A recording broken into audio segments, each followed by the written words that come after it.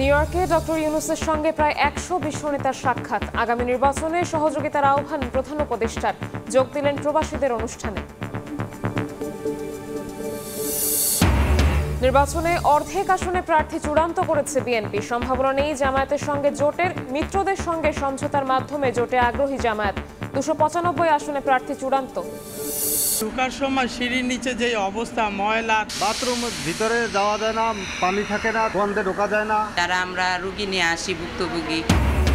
হাসপাতালের পরিচ্ছন্নতায় সরকার অর্থ ব্যয় করলেও হচ্ছে না লক্ষ্য পূরণ। এবার আউটসোর্সিংয়ে জনবল নিয়োগ নয়, সেবা নিশ্চিতে চুক্তি হবে প্রতিষ্ঠানের সঙ্গে। অনিয়ম কমার আশা।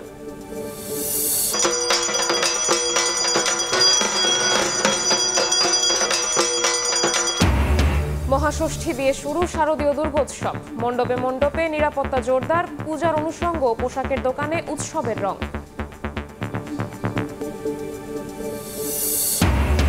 এবং ভারতে সুপারস্টার থালাপতি বিজয়ের জনসভায় হুড়োহুড়ি। পদদলিত হয়ে নারী শিশু সহ 38 জনের প্রাণহানি।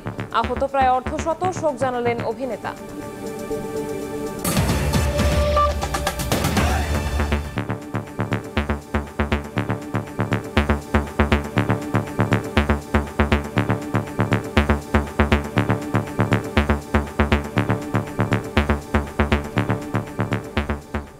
ভোরের সময়ের সঙ্গে আছি আমি শবনম নিবিড়।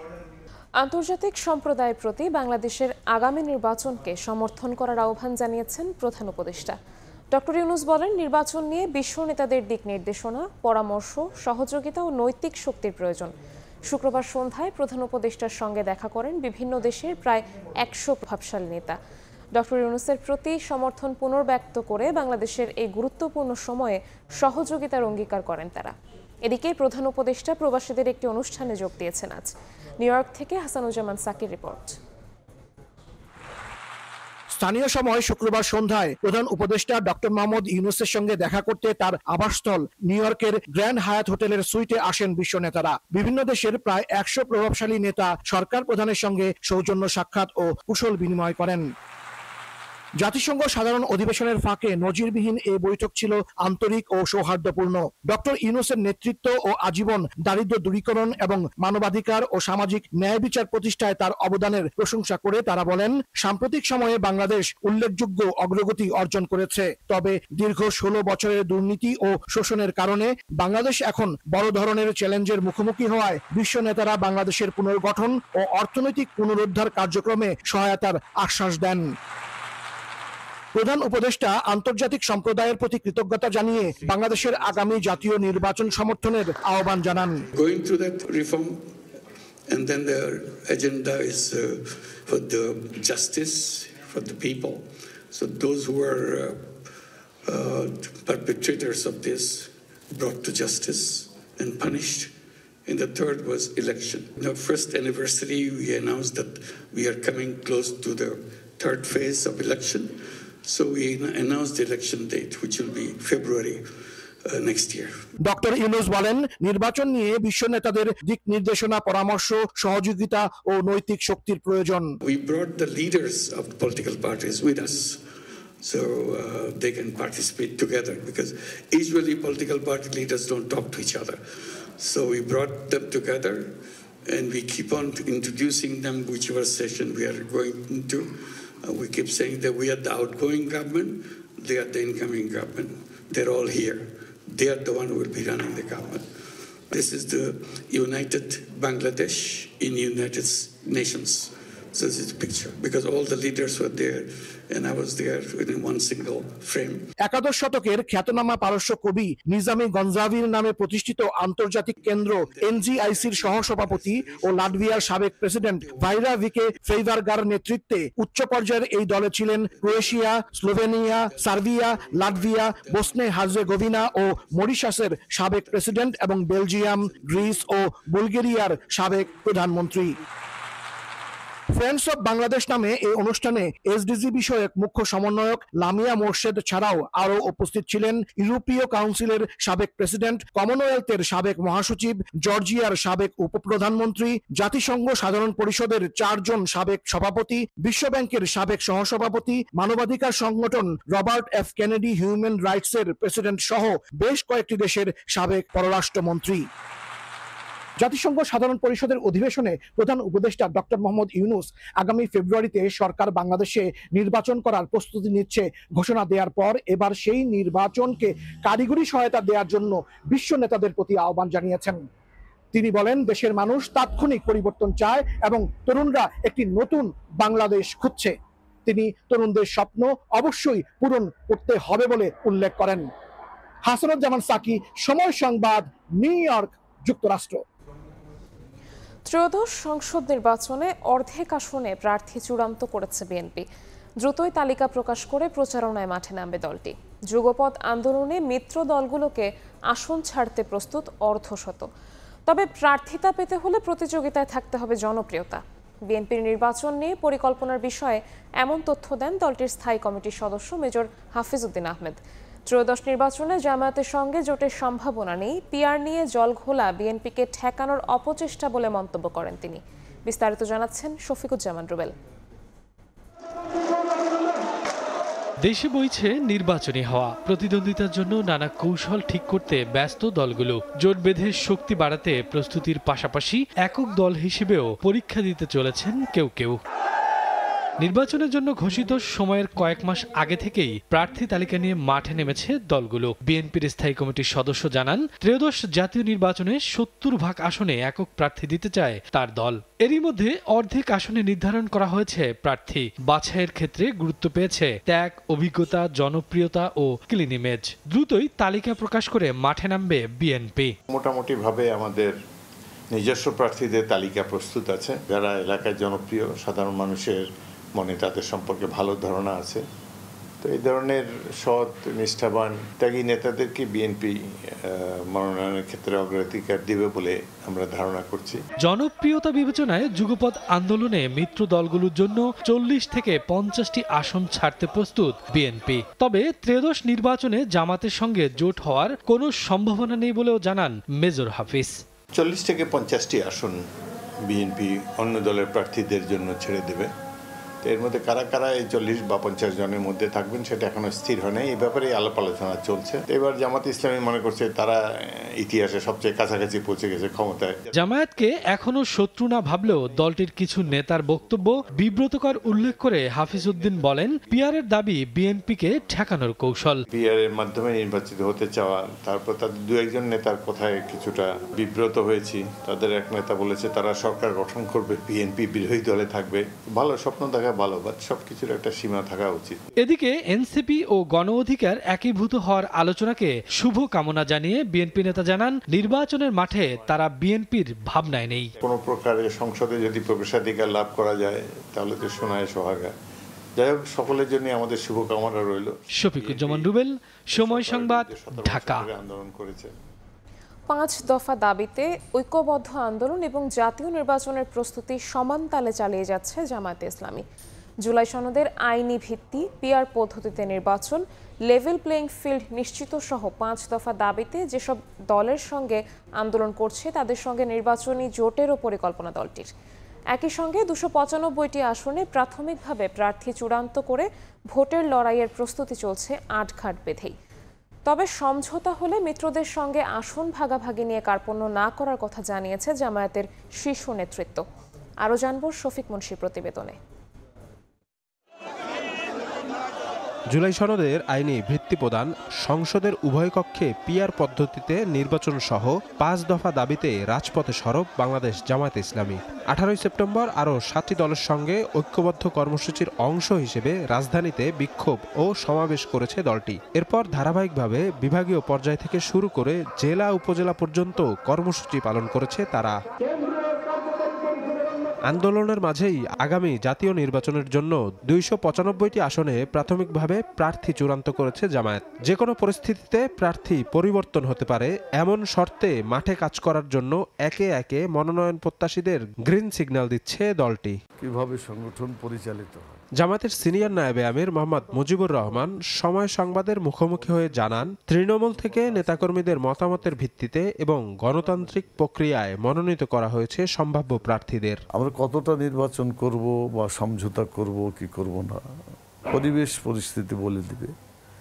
আমরা আমাদের চিন্তার দৃষ্টিকোণ থেকেই সব আসনকে আমরা দীর্ঘদিন ধরেই চাষাবাদের মধ্যে রেখেছি। আমরা নির্বাচনের প্রস্তুতিও চালাচ্ছি, আমাদের দাবির পক্ষে আওয়াজও উঠছে। তবে আগামী নির্বাচনে আসন সমঝোতার মাধ্যমে জোট গঠনে আগ্রহী জামায়াত। এক্ষেত্রে সর্বোচ্চ ছাড় দিতেও প্রস্তুত দলটি। জোট হইতে হবে নট নেসেসারি, এইটা সমঝোতাও হতে পারে, আন্ডারস্ট্যান্ডিং।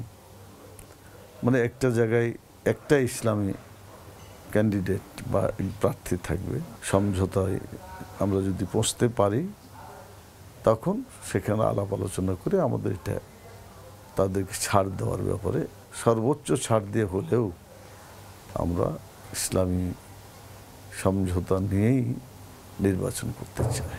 নির্বাচন কমিশনের সীমানা জটিলতা ইস্যুতে 2টি আসনে প্রার্থী চূড়ান্ত করেনি জামায়াত। এছাড়া কৌশলগত কারণে 3টি আসনে এখনো নিশ্চিত করা হয়নি প্রার্থী। আমরা দেশটাকে নির্বাচনমুখী রাখতে চাই। শফিক মুন্সি, সময় সংবাদ, ঢাকা। গণতন্ত্রের পক্ষের সব শক্তি ঐক্যবদ্ধ থাকতে না পারলে গুপ্ত স্বৈরাচারের আবির্ভাব হতে পারে বলে সতর্ক করেছেন বিএনপির ভারপ্রাপ্ত চেয়ারম্যান তারেক রহমান। বলেন, গত 16 বছর দেশে ডাকাত পড়েছিল, এখন পুনর্গঠনের বার্তা নিয়ে জনগণের ঘরে ঘরে যেতে হবে। কুমিল্লা দক্ষিণ জেলা বিএনপির সম্মেলনে দলের আরেক নেতা সালাউদ্দিন আহমদ বলেন, ধর্মীয় বিভাজনকারীদের ব্যালটের মাধ্যমে জবাব দিতে হবে। কুমিল্লা থেকে মিজানুর রহমানের ছবিতে হাসান ওয়ালির রিপোর্ট।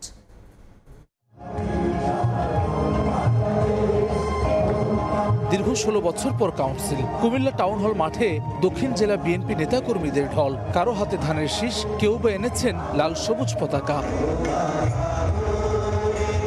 শনিবার বেলা 3:30টায় জাতীয় ও দলীয় পতাকা উত্তোলনের মধ্য দিয়ে শুরু হয় সম্মেলন। কুমিল্লা দক্ষিণ জেলার ধর্মের নামে রাজনীতি চলবে না মন্তব্য করে বিএনপির স্থায়ী কমিটির সদস্য সালাউদ্দিন আহমদ বলেন, যারা ইসলামের নামে আলাদা ভোট বাক্স বসাতে চায় তাদেরকে রাজনৈতিকভাবে মোকাবিলা করতে হবে। ইসলাম কোনো কুটা রাজনীতি নয়, ইসলাম কোনো রাজনীতির বাক্স নয়।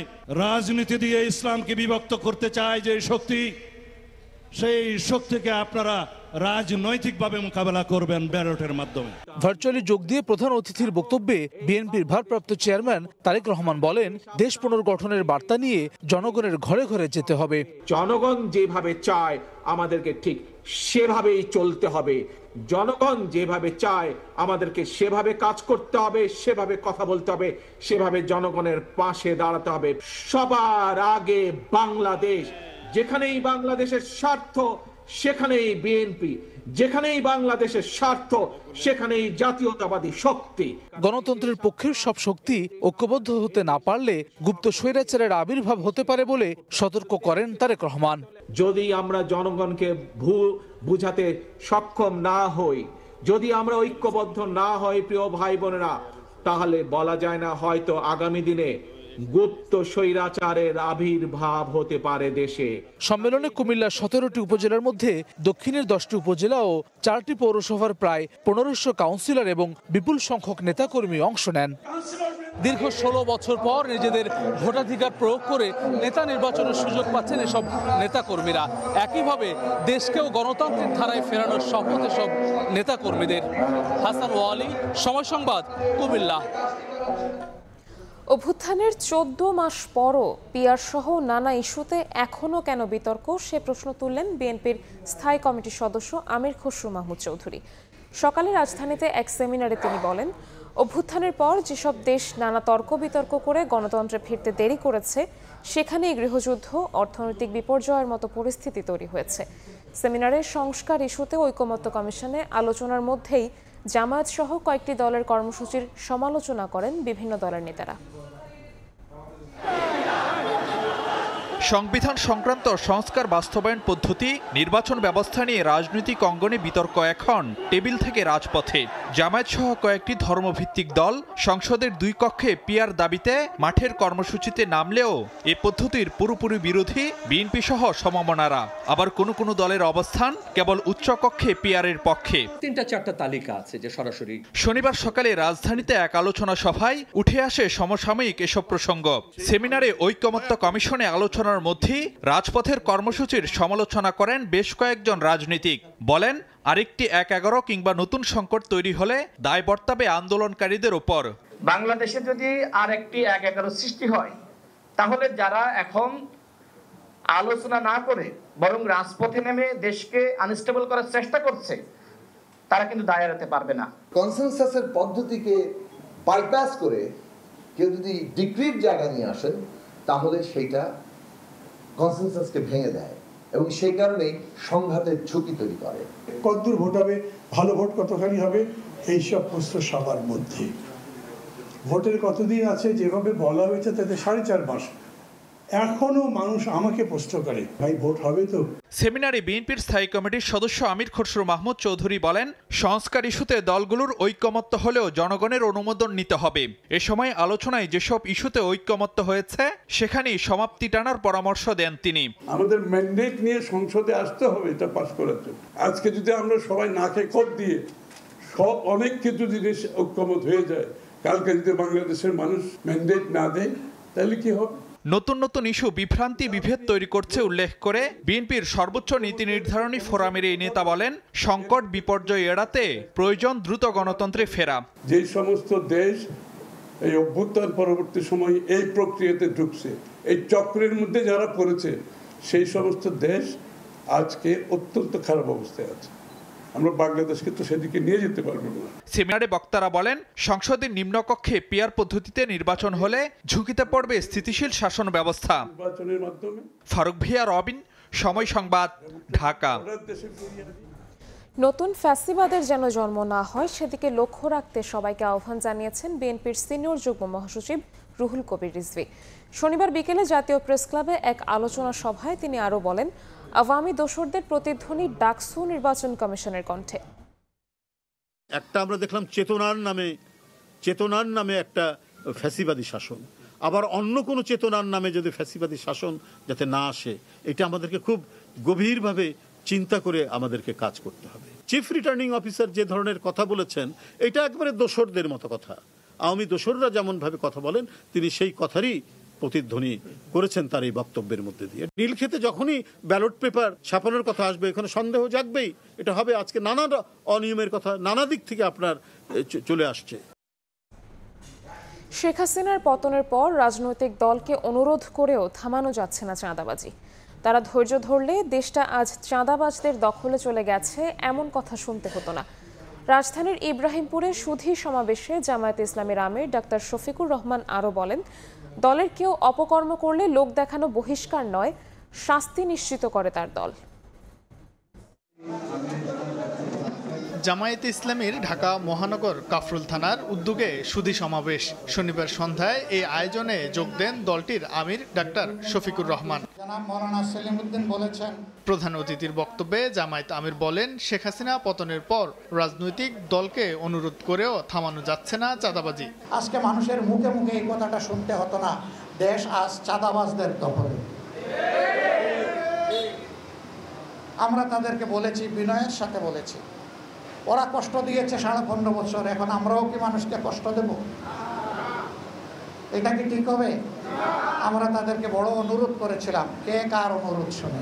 ডাক্তার শফিক আরো বলেন, জামায়াতের কেউ অপকর্ম করলে লোক দেখানো বহিষ্কার করে না, শাস্তি নিশ্চিতে ব্যবস্থা নেওয়া হয়। এরপরে কেউ এর ব্যতিক্রম করলে আমরা তাকে ছাড় দেই না।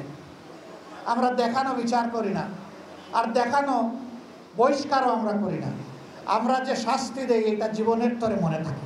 আগামীতে দুর্নীতির বিরুদ্ধে জিরো টলারেন্স সহ সুষ্ঠুভাবে রাষ্ট্র পরিচালনায় জামায়াতের 3 দফা ইস্তেহার ঘোষণা করেন জামায়াতের আমির। কেউ বুকে হাত দিয়ে বলতে পারবেন না যে আমাদের সরকারের সময় কোনো দুর্নীতি। শাহিন আলম, সময় সংবাদ, ঢাকা। ভোটে কোনো দলের পক্ষে কাজ করার প্রমাণ পেলে নেওয়া হবে কঠোর ব্যবস্থা। সারা দেশের নির্বাচন কর্মকর্তা নিয়ে সম্মেলনে এমন হুঁশিয়ারি দিয়েছেন সিইসি। দৃশ্যমান ও অদৃশ্য শক্তির চ্যালেঞ্জ মোকাবিলা করে কমিশন এগিয়ে যাচ্ছে বলেও জানান তিনি। রাজনৈতিক দলগুলোকে ইসির বিরুদ্ধে অহেতুক অভিযোগ না করার আহ্বান জানান কমিশনাররা। শনিবার আগারগাঁয়ে নির্বাচন ভবনে ইলেকশন কমিশন অফিসার্স অ্যাসোসিয়েশনের উদ্যোগে প্রথমবারের মতো অনুষ্ঠিত হয় নির্বাচন কর্মকর্তা সম্মেলন। এতে সারা দেশ থেকে আসা উপজেলা, জেলা এবং আঞ্চলিক নির্বাচন কর্মকর্তারা অংশ নেন। সম্মানিত বিশেষ অতিথি, ভোটের প্রতি আস্থা ফিরিয়ে আনতে সর্বোচ্চ সহযোগিতার আশ্বাস দিয়ে কমিশনের কাছে নিজেদের দাবি তুলে ধরেন ইসি কর্মকর্তারা। রিটার্নিং এবং সহকারী রিটার্নিং অফিসার নিয়োগের মাধ্যমে আমাদেরকে নির্বাচনে সরাসরি সম্পৃক্ত করার সুযোগ আছে এবং আমরা বিশ্বাস করি আপনারা এই উদ্যোগটি গ্রহণ করবেন। সম্মেলনে নির্বাচন কমিশনাররা বলেন, নির্বাচন ব্যবস্থা ভেঙে পড়ায় আগামী নির্বাচন হবে সবচেয়ে চ্যালেঞ্জের। নির্বাচনের নামে আর প্রহসন করা যাবে না, এ নিয়ে হুঁশিয়ার করেন কর্মকর্তাদের। পছন্দের ঊর্ধ্বে উঠে নিরপেক্ষভাবে কাজ করার আহ্বান জানান কর্মকর্তাদের প্রতি। এই নির্বাচন কমিশন কখনোই আপনাদেরকে পক্ষপাতিত্বমূলক দুষ্ট কোনো নির্বাচনের কোনো ইনস্ট্রাকশন দেবে না। আপনারা যদি স্বপ্রণোদিত হয়ে কেউ কারো অংশ হয়ে কাজ করেন, সে দায়িত্ব আপনি নেবেন। এখন পর্যন্ত নির্বাচন কমিশন কারোর প্রতি অনুরাগ বিরাগের বশবর্তী হয়ে কোনো কাজ করে নাই, ভবিষ্যতেও করবে। আপনাদের কাছেও আমাদের অনুরোধ থাকবে, পেশাদারিত্বের সাথে আমরা কাজ করব। ভালো নির্বাচন করার বিকল্প নেই উল্লেখ করে কমিশনকে অহেতুক অভিযুক্ত না করতে রাজনৈতিক দলগুলোর প্রতি আহ্বান জানান তারা। রাজনৈতিক নেতৃবৃন্দ তারাই আমাদের প্রধান খেলোয়াড়, আজকে আমরা তাদেরকে অনুরোধ করব হালকা মন্তব্য না করে আমরা সম্মিলিতভাবে ভালো নির্বাচন করার জন্য আমাদের স্ব স্থান থেকে সক্রিয় ভূমিকা পালন করব। সিইসি জানান, নির্বাচনে বেআইনি কোনো নির্দেশনা দেওয়া হবে না ইসি থেকে। কোনো দলের পক্ষ নিয়ে কাজ করলে দায় নিতে হবে কর্মকর্তাদের, নেওয়া হবে কঠোর ব্যবস্থা। We are facing so many challenges, both seen and unseen. অনেকগুলো চ্যালেঞ্জ আপনারা জানেন না, বাইরের থেকে বোঝার কোনো উপায় নেই। এগুলো আমরা সামাল দিচ্ছি, সামাল দিয়ে কিন্তু আমরা এগিয়ে যাচ্ছি। ইনস্ট্রাকশন আমরা দিব, কিন্তু বেআইনি কোনো ইনস্ট্রাকশন আমরা দেব না। আমরা কাউকে ফেভার করার জন্য ইনস্ট্রাকশন দেব না। ইনস্ট্রাকশন হবে সম্পূর্ণ আইনানুগ, বিধি মোতাবেক। আগামী নির্বাচন বিশেষ পরিস্থিতিতে অনুষ্ঠিত হচ্ছে, তাই বিশেষভাবে নির্বাচনের প্রস্তুতি নিয়ে ইসি কর্মকর্তাদের নির্দেশ দেন সিইসি। কাউসার চৌধুরী কুমু, সময় সংবাদ, ঢাকা। গুলশান থানার সন্ত্রাস বিরোধী আইনের মামলায় গ্রেফতার করা হয়েছে সাবেক প্রতিমন্ত্রী কামাল আহমেদ মজুমদারের ছেলে শাহেদ আহমেদ মজুমদারকে। শনিবার গুলশান শুটিং ক্লাব এলাকা থেকে রাত 9:30টার দিকে তাকে আটক করে পুলিশের অ্যান্টি টেররিজম ইউনিট। পরে তাকে গুলশান থানায় নেওয়া হয়। আওয়ামী লীগের ঝটিকা মিছিল ও নাশকতামূলক কর্মকাণ্ডে অর্থের যোগানদাতা হিসেবে শাহেদ কাজ করতেন বলে জানায় পুলিশ। তার বিরুদ্ধে হত্যা ও দুর্নীতির আলাদা মামলা রয়েছে।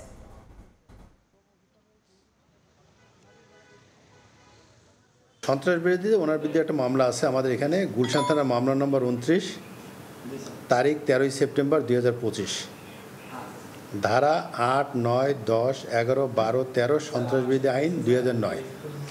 এই মামলায় তাকে গ্রেপ্তার দেখানো হয়েছে গুলশান শুটিং ক্লাবের পূর্ব পাশে ক্রিকেটার্স ক্লাবের সামনে, রেস্টুরেন্টের সামনে থেকে। এবার আউটসোর্সিংয়ে জনবল নিয়োগ নয়, প্রতিষ্ঠানের কাছেই সেবা বুঝে নিতে চায় সরকার। সেবা নিশ্চিতে চুক্তি হবে কোম্পানির সঙ্গে। সরকারি হাসপাতালে নন টেকনিক্যাল সেবার জন্য এমন নীতিমালার উদ্যোগ স্বাস্থ্য মন্ত্রণালয়ের। এতে প্রভাবশালীদের দৌরাত্ম্য যেমন কমবে, তেমনি অনিয়ম কমে আসবে বলে মনে করেন স্বাস্থ্য উপদেষ্টা। দায়িত্ব অবহেলার পুনরাবৃত্তি বন্ধে কঠোর মনিটরিংয়ের পরামর্শ খাত বিশেষজ্ঞদের। কাজল আব্দুল্লাহর রিপোর্ট।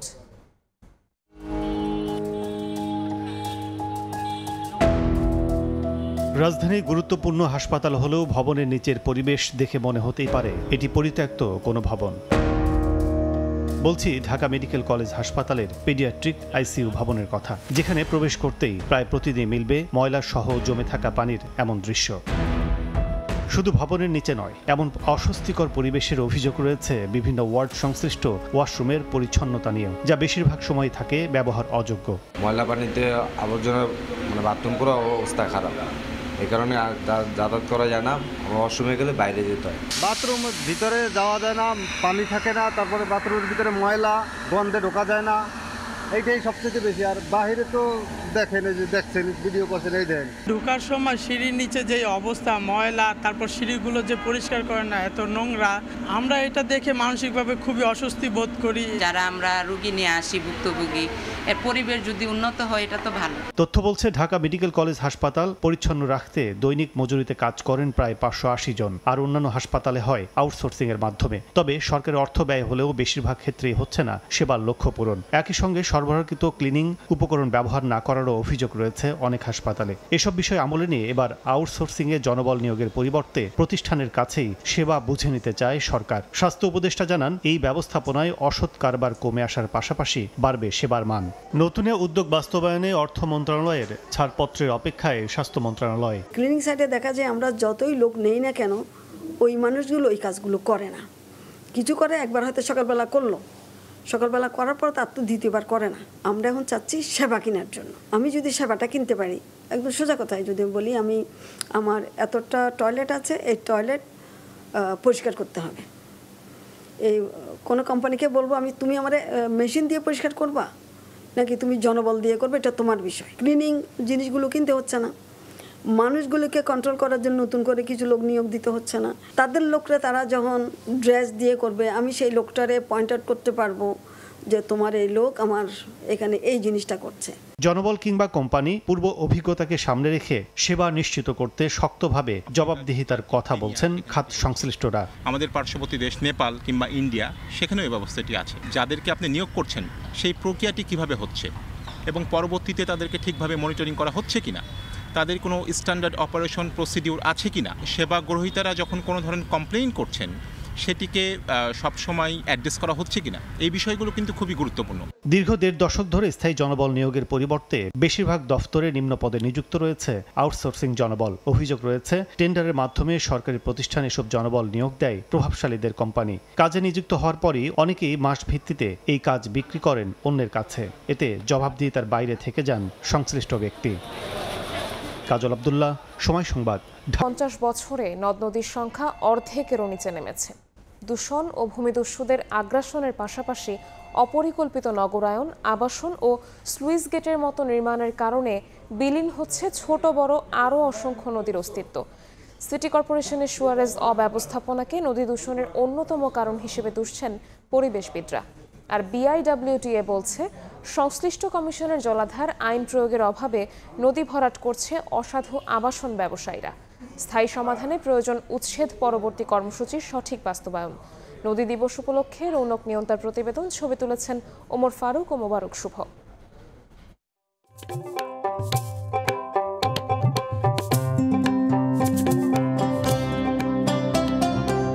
নদীগুলোকে বাঁচিয়ে রাখাই এখন আমাদের সবচেয়ে বড় চ্যালেঞ্জ।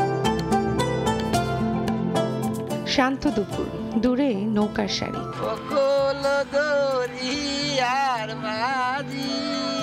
আমার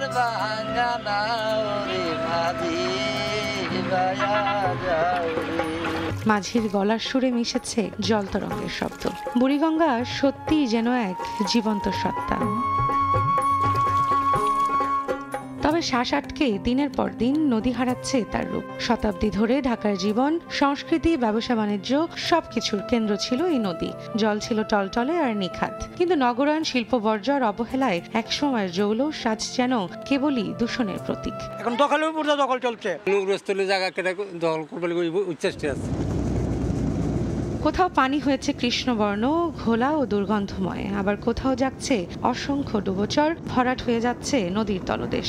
সিটি কর্পোরেশনের থেকে ময়লা আনাইলে অত ময়লা আসে না। পেছনে যে সারি সারি নির্মাণাধীন ভবন এবং কাশবন দেখতে পাচ্ছেন, বিগত 1 দশক আগেও কিন্তু এগুলো ছিল নদী। নদী ভরাট এবং দখলের কারণে দিন দিন প্রশস্ততা হারাচ্ছে এই নদীগুলো। মনে করেন ডেভেলপাররা কিনে নিয়ে ভরাট করে, পলট করে বিক্রি করে। প্রচুর মাছ ছিল এগুলার ভিতরে, এখন ওগুলা কিছু নেই। প্রভাব খাটিয়ে বছরের পর বছর দখল করে নদীর সীমানার ভেতর তৈরি করা হয়েছে আবাসন প্রকল্প। তীরবর্তী এলাকায় গড়ে উঠেছে এমন শত শত জমি কেনার প্রতিষ্ঠান। নদী শুকিয়ে হয়েছে খাল, খাল শুকিয়ে নর্দমা, পরিণাম জলাবদ্ধতা। সবাই বাড়িঘর করতেছে, যে জাপার দখল করতেছে। পরিবেশবিদরা বলছেন ঢাকার চারপাশ দিয়ে বয়ে যাওয়া 5 নদী সিএস দাগ অনুযায়ী সংরক্ষণ ও উদ্ধার করার জন্য হাইকোর্ট নির্দেশ দিলেও তা বাস্তবায়ন না হওয়ায় নদীর এই দশা। সিটি কর্পোরেশনের ডাম্পিং সাইট হিসেবে নদীর তীরকে ব্যবহার করা হয় প্রথমে। সেই ডাম্পিং সাইটের পাশে পরবর্তীতে কোনো রাজনৈতিক, সামাজিক, সাংস্কৃতিক, ধর্মীয় প্রতিষ্ঠানের সাইনবোর্ড দিয়ে তাদের একটি অফিস হতে দেখা যায় এবং সেই টিনের অফিস কালের আবর্তে আস্তে আস্তে পাকা বিল্ডিং এবং বহুতল বিল্ডিংয়ে রূপান্তরিত হয়ে যায়। জলাধার আইন প্রয়োগের অভাবে পিলার স্থাপনের পরের অংশগুলো ভরাট করছে অসাধু আবাসন ব্যবসায়ীরা। একই সঙ্গে স্থায়ী সমাধানের প্রয়োজন উচ্ছেদ পরবর্তী কর্মসূচির সঠিক বাস্তবায়ন, বলছে বিআইডব্লিউটিএ। সেখানে সেই সমস্ত যে আইন রয়েছে, জলাধার আইন বলেন বা নিচু জমি ভরাট করার ক্ষেত্রে শ্রেণী পরিবর্তনের আইন বলেন, সেই আইনগুলোকে কিন্তু সংশ্লিষ্ট সংস্থাকে সেটা যথাযথভাবে প্রয়োগ করতে হবে। শুধু দখলই নয়, সুয়ারেজ ব্যবস্থাপনার অভাবে নদীতে পলি জমে কমেছে নাব্যতা। পরিবেশ উপদেষ্টা বলেছেন, ঢাকার 4টি নদী সহ সারা দেশের 20টি নদী রক্ষা প্রকল্পের কাজ চলমান। প্রসেস আছে, ওটা এক্সস্ট করতে যেতে হবে। তারা যদি অনুমোদন দিয়ে দেয় তাহলে আপনি বলতে পারেন যে 20টা নদীর কাজ, যদি সকল অনুমোদন সময় মতো পাওয়া যায়, আশা করি শুরু করা যাবে। বিআইডব্লিউটিএ আরও বলছে, বুড়িগঙ্গার শীতলক্ষার প্লাস্টিক বর্জ্য অপসারণে আগামী ডিসেম্বরে নামানো হবে গ্র্যাব ড্রেজার। তবে বড় চ্যালেঞ্জ ময়লা ডিসপোজাল, যাতে দরকার সিটি কর্পোরেশনের সহায়তা। নদীগুলোকে বাঁচিয়ে রাখাই এখন আমাদের সবচেয়ে বড় চ্যালেঞ্জ।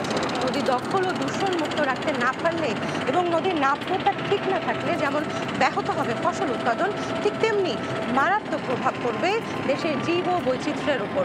আর তাই দীর্ঘ মেয়াদী পরিকল্পনায় নিশ্চিহ্ন হওয়া নদীগুলোকে ফেরাতে হবে প্রবাহ, কারণ নদী বাঁচলে বাঁচবে দেশ। রৌনকপ্রিয়ন্তা, সময় সংবাদ, ঢাকা। 2017 সাল থেকে এস আলমের সময়ে নিয়োগ পাওয়া কর্মকর্তা ও কর্মচারীদের মান যাচাইয়ে পরীক্ষায় অংশ নেননি ইসলামী ব্যাংকের 5,500 কর্মকর্তা। তাদের দাবি, নিজেদের জনবল নিয়োগের জন্য ডামি পরীক্ষার আয়োজন করেছে ব্যাংক কর্তৃপক্ষ। শনিবার ডিআরইউতে এক সংবাদ সম্মেলনের আয়োজন করেন পরীক্ষায় অংশ না নেয়াদের একাংশ। এই সময় তারা দাবি করেন, 2017 সাল থেকে নিয়োগ পাওয়া 5,500 কর্মকর্তা ও কর্মচারীর কেউই নতুন এই বিশেষ পরীক্ষায় অংশ নেননি। তবে তারা পুনরায় আদালতে আবেদন করবেন বলেও জানান সংবাদ সম্মেলনে। যদিও বিষয়টি আদালতে বিচারাধীন থাকার পরও পরীক্ষা নেওয়া আইনের লঙ্ঘন বলে জানান বয়কট করা কর্মকর্তাদের আইনজীবী। আমাদের যে নিয়োগ প্রক্রিয়া তৎকালীন এসআর পলিসি, ওটা কিন্তু এস আলমেরও আগের। ওই এসআর পলিসি অনুযায়ী সমস্ত নিয়ম নীতি মেনটেন করে কিন্তু আমাদের চাকরি হয়েছে। অনেকটা নন স্পিকিং আনসার বলা যায়, যে মানে আপনার আপত্তির বিষয়গুলোর ব্যাপারে কোনো ধরনের বর্ণনা না দিয়ে শুধুমাত্র বলে দিল এটা ব্যাংকের নিজস্ব বিষয়। অথচ দেখা যাচ্ছে এখানে আইনের পরিষ্কার ব্যত্যয় ঘটতেছে।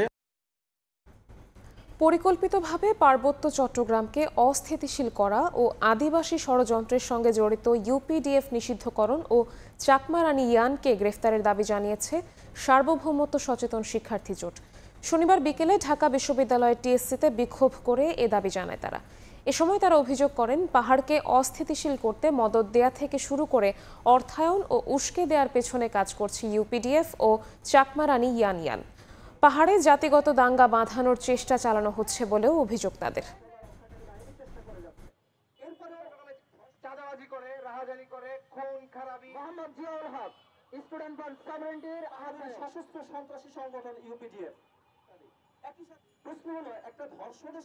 সেনাবাহিনীর উপরে হামলা করেছে, টহলকৃত গাড়িকে তারা জ্বালিয়ে পুড়িয়ে দিয়েছে, রোগী নিয়ে যাচ্ছিল সেই অ্যাম্বুলেন্সের উপরে তারা হামলা করেছে। বাঙালি এবং আপনার অবাঙালি যারা আছে তাদের মধ্যে একটি জাতিগত দাঙ্গা লাগানোর জন্য একটি মহল, একটি গোষ্ঠী সুপরিকল্পিতভাবে অনেক দিন ধরে চেষ্টা চালাচ্ছে। একটা হচ্ছে ইয়ান, আরেকটা হচ্ছে ইউপিডিএফ। এই পাহাড়ে আজকে যে অস্থিতিশীল পরিস্থিতি এই জন্য দায়ী। আমরা আজকে সমাবেশ থেকে আমরা সরকারকে বলবো যে দ্রুত এই সশস্ত্র সন্ত্রাসী সংগঠন ইউপিডিএফকে নিষিদ্ধ করতে হবে। ইসরায়েল এবং যুক্তরাষ্ট্র একসঙ্গে গাজায় মানুষ খুন করছে, তার সঙ্গে পাশ্চাত্যের অনেক দেশও যুক্ত। শনিবার বিকেলে রাজধানীর পান্থপথে দৃকপাঠ ভবনে আয়োজিত এক সংবাদ সম্মেলনে এমন মন্তব্য করেন আলোকচিত্রী ও দৃকের ব্যবস্থাপনা পরিচালক শহীদুল আলম। গাজাতে ইনফরমেশন মিডিয়া ব্ল্যাকআউট ভাঙার উদ্দেশ্যে এবং গাজায় হামলার প্রতিবাদে শনিবার গ্লোবাল মিডিয়া ফ্লোটিলাতে যোগ দিতে গাজার উদ্দেশ্যে রওনা হবেন তিনি। মিডিয়া ফ্লোটিলাতে এই প্রথম বাংলাদেশ থেকে অংশগ্রহণ করা হচ্ছে বলেও জানান তিনি। একই অনুষ্ঠানে দ্রিকের পরিচালক সায়েদিয়া গুলরুখ বলেন, গাজায় নির্বিচারে গণহত্যার শিকার হচ্ছে সাধারণ মানুষ। ৭৭ বছরের ঔপনিবেশিক আগ্রাসনের এক নৃশংসতম অধ্যায় এটি।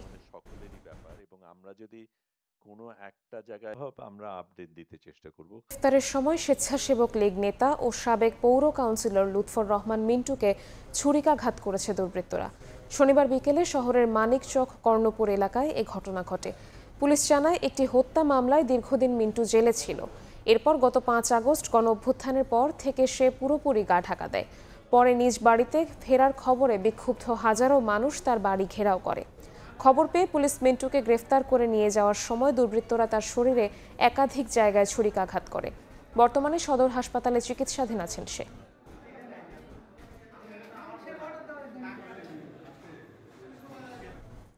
সিলেট অঞ্চলের রেল লাইনের উন্নয়ন বন্ধ হয়ে যাওয়া, রেল স্টেশন চালু ও পর্যাপ্ত টিকিট বরাদ্দ সহ ৮ দফা দাবিতে অবস্থান ধর্মঘট পালিত হয়েছে। শনিবার দুপুরে ৮ দফা দাবি বাস্তবায়ন আন্দোলন কুলাউড়ার উদ্যোগে কুলাউড়া রেল স্টেশনে এ অবস্থান ধর্মঘট পালন করা হয়। এ সময় সিলেট থেকে ঢাকার উদ্দেশ্যে ছেড়ে যাওয়া আন্তঃনগর ট্রেন পারাবত এক্সপ্রেস কুলাউড়ায় পৌঁছালে ট্রেনটিকে অবরোধ করে রাখা হয়। প্রায় পৌনে ১ ঘন্টা ট্রেনটি আটকে রাখার পর উপজেলা প্রশাসনের আশ্বাসে অবরোধ তুলে নিলে স্বাভাবিক হয় ট্রেন চলাচল। সিলেট অঞ্চলে রেল লাইনের উন্নয়ন সহ বিভিন্ন দাবিতে গত ১ মাস ধরে ৮ দফা দাবি বাস্তবায়ন কমিটি কুলাউড়া বিভিন্ন আন্দোলন কর্মসূচি পালন করে আসছে।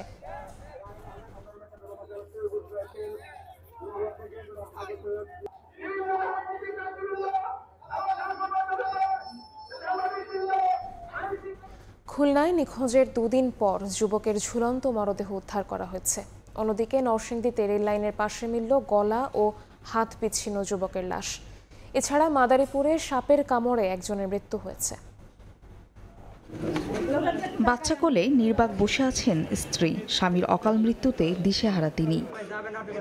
শনিবার সকালে খুলনা নগরীর মিউনিসিপ্যাল ট্যাঙ্ক রোডের একটি পরিত্যক্ত ভবনে লাশ দেখে থানায় খবর দেন স্থানীয়রা। খবর পেয়ে পুলিশকে লাশটি উদ্ধার করে। এ সময় লাশের পরিচয় আলামিন সবুজ বলে শনাক্ত করেন স্বজনরা। তাদের দাবি, বুধবার রূপসার পিঠাভোগ গ্রামের বাসা থেকে বের হয়ে নিখোঁজ ছিলেন সবুজ। তাকে হত্যা করে ঝুলিয়ে রাখা হয়েছে বলে দাবি তাদের। বুধবারের দিন সকালবেলা এসে ঘরেতে বেরিয়েছে কাজে আসবে, তাই কুয়ে পরে দোকানেও যায়নি। আমাকে বাড়িতে নামাই দিছে, তালা মারে রাখছে। এই নিয়ে আমরা কেস করেছি, কোর্টে মামলা চলতেছে।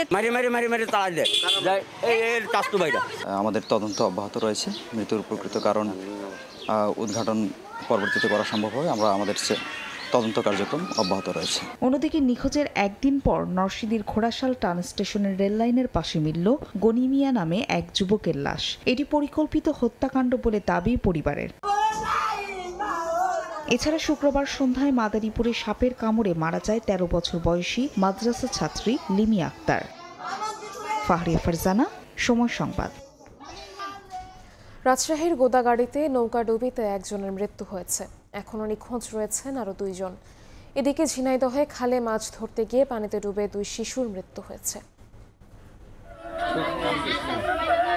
শোকে স্তব্ধ পুরো এলাকা।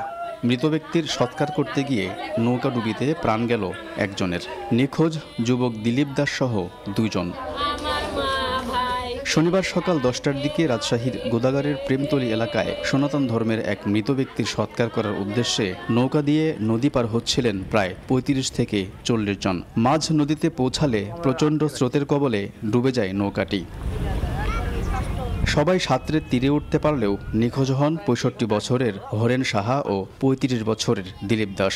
আহত অবস্থায় কয়েকজনকে উপজেলা স্বাস্থ্য কমপ্লেক্সে ভর্তি করা হলে 60 বছরের জিতেন মণ্ডলকে মৃত ঘোষণা করেন চিকিৎসক। নৌকাটা বিকল্প হয়ে যাওয়ার পর ওই নৌকাটা ডুবে যায়। 33 জন মতন মানুষকে পেয়েছি আমরা, এখনও 2 জন নিখোঁজ আছে। ঢেউয়ে তখন নৌকাটা উত্তাল হয়ে গেছিল, তখন নদীটাও অনেক উত্তাল ছিল, তখন ডুবে গেছিল। যারা সাঁতার জানে তারা সাঁতার কেটে ধারে এসেছে। মেডিকেলে একজনা বলছে যে তোমার ছেলে যে ডুবে গেছে, তুমি শুনতে পাওনি। আমি বলছি আমি শুনতে পাইলে এখানে বসে থাকি, এই তো চলে আসে, আমি আর দেখতে পাইনি ছেলেটা। খবর পেয়ে উদ্ধার অভিযান শুরু করে ফায়ার সার্ভিস। প্রচুর স্রোত, আমাদের ডুবে ওখানে দাঁড়াইতে পারছে না।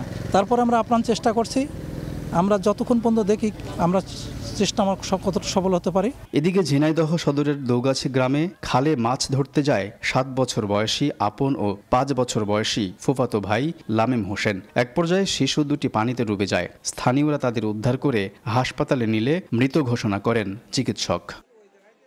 আলতাফ হোসাইন, সময় সংবাদ। ভোরের সময় আরও থাকছে। 1 অক্টোবর থেকে কক্সবাজারে পর্যটকদের জন্য থাকবে না লাইফ গার্ড। তহবিল সংকটে বন্ধ হয়ে যাচ্ছে সি সেফ লাইফ গার্ডের কার্যক্রম। ঝুঁকি বাড়বে সাগরে নামা পর্যটকদের। শারদীয় দুর্গোৎসব মণ্ডপে নিরাপত্তা নিশ্চিতে খোলা হয়েছে আইনশৃঙ্খলা বাহিনীর কন্ট্রোল রুম। নজরদারিতে বসেছে সিসিটিভি ক্যামেরা।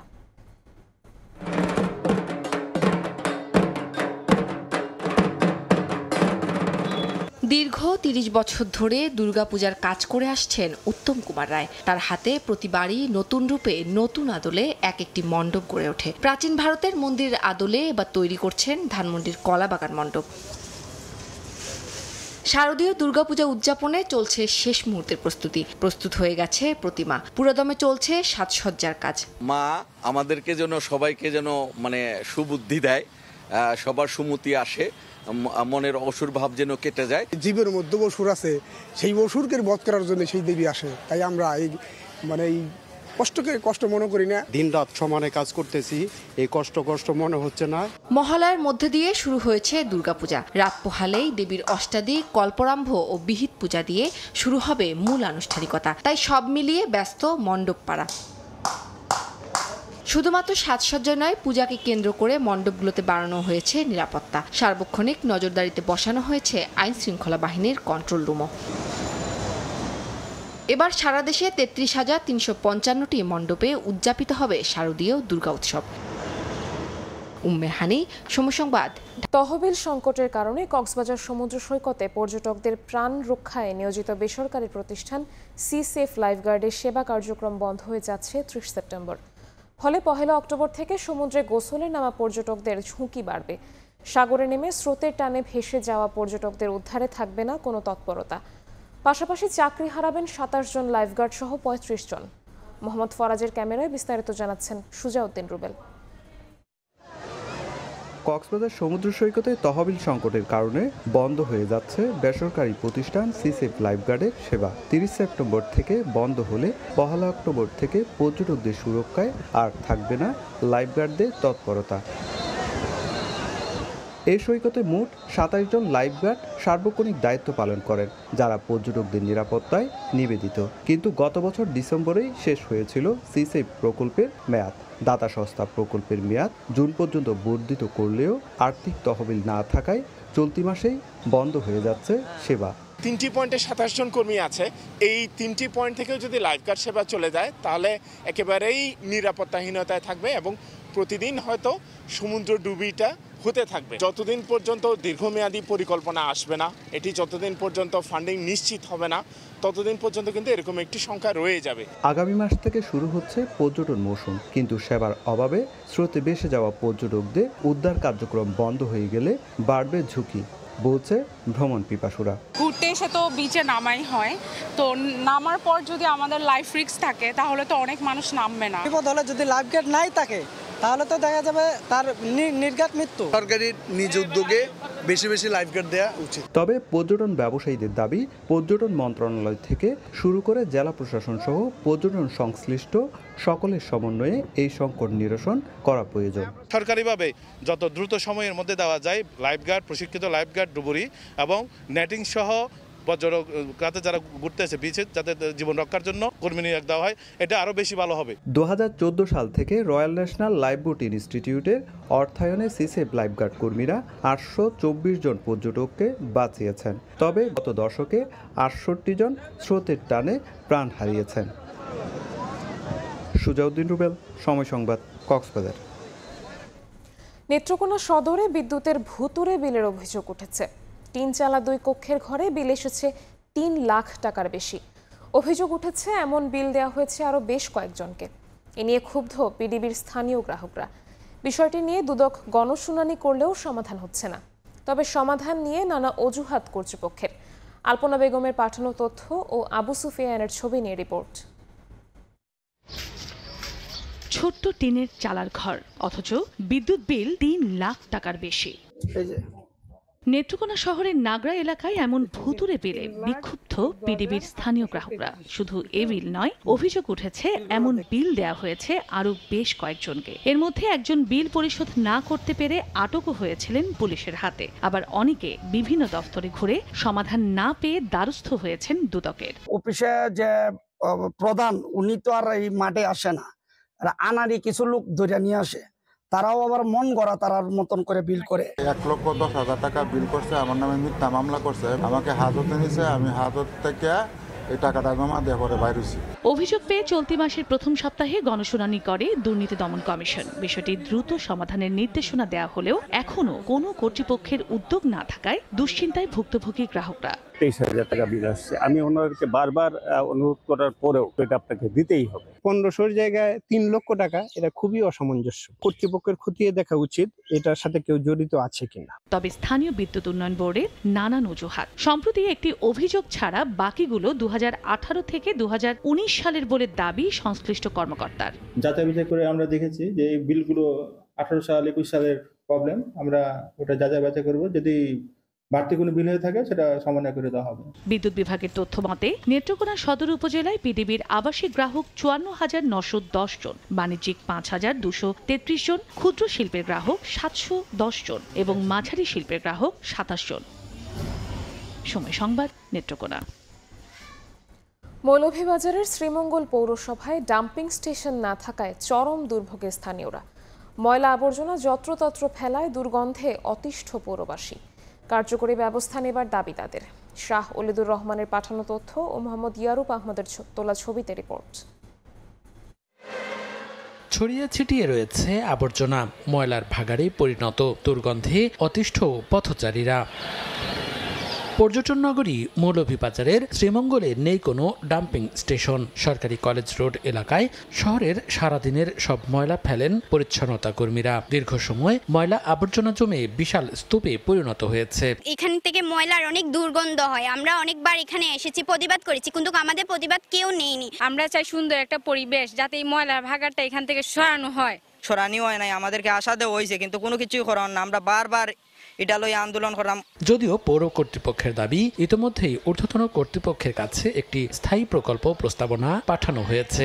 আমরা একটি প্রকল্প মান্যবর জেলা প্রশাসক স্যারের মাধ্যমে সংশ্লিষ্ট মন্ত্রণালয়ে প্রেরণ করেছি। মন্ত্রণালয়ে সেটা প্রক্রিয়াধীন রয়েছে এবং এটা বাস্তবায়নের মাধ্যমে আমরা আশা করছি যে এই পর্যটন নগরী যে বজ্র সমস্যাটা সেটা চিরতরে সমাধান হবে বলে আমরা বিশ্বাস করি। ময়লার স্তূপের পাশে শ্রীমঙ্গল সরকারি college, the birds residential model school and college সহ 4টি শিক্ষা প্রতিষ্ঠান ও একটি মসজিদ এবং বেশ কয়েকটি আবাসিক ভবন রয়েছে। সময় সংবাদ, মৌলভীবাজার। গাজীপুরের সাফারি পার্কে গভীর রাতে অবৈধ অনুপ্রবেশের দায়ে 11 জনকে আটক করা হয়েছে। পার্ক কর্তৃপক্ষ জানায়, বিভিন্ন সময় গাজীপুর সাফারি পার্কে চুরির ঘটনা ঘটেছে। এতে পার্কের মূল্যবান দুর্লভ প্রাণী ও বিভিন্ন গুরুত্বপূর্ণ মালামাল খোয়া গেছে। এরপর থেকে চুরি ঠেকানো সহ পার্কের নিরাপত্তা বাড়াতে কর্মকর্তা কর্মচারীর সমন্বয়ে রাতে পাহারার ব্যবস্থা করা হয়। এক পর্যায়ে শুক্রবার রাতে 11 জন ছেলেকে পার্কের সীমানায় ঘুরতে দেখেন দায়িত্বরতরা। পরে তাদের আটক করে হেফাজতে নেওয়া হয়। পরে শনিবার সকালে শ্রীপুর থানা পুলিশের কাছে হস্তান্তর করা হয়।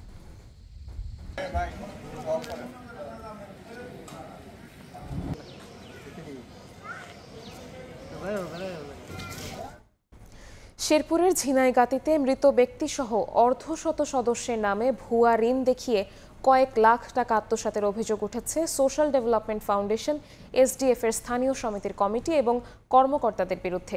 ভুক্তভোগীদের অভিযোগ, তাদের না জানিয়ে টিপসই ও স্বাক্ষর জাল করে ঋণ উত্তোলন করা হয়েছে। দুর্নীতির অভিযোগ সমিতির সভাপতি সহ অন্যদের ওপর চাপিয়ে দায় সারছেন এসডিএফ এর ঝিনাইগাতি ক্লাস্টার কর্মকর্তা। শহীদুল ইসলাম হীরার পাঠানো তথ্য ও বাবু চক্রবর্তীর ছবি নিয়ে রিপোর্ট। আমার ফুপু মারা গেছে 1 বছর হলো। আমার ফুপুর নামে 10,000 টাকা উঠাইছে।